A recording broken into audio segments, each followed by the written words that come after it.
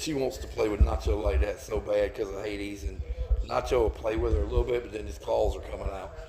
Yeah, I'm like, no, you went too far. Wow, you know.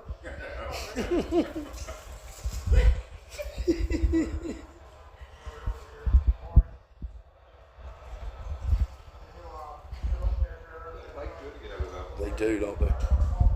Life of a content creator, man. Can't miss that. You know what I'm saying?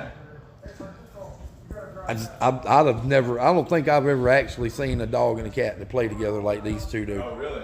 No, man, ever. No, I've never seen this.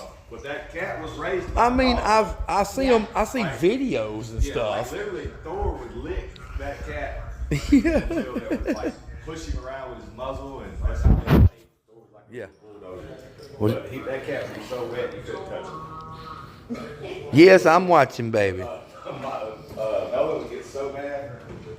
Because Thor had a drink. Uh-oh. She keeps taunting him. He gonna get it. He won the battles because Thor didn't know he was that big.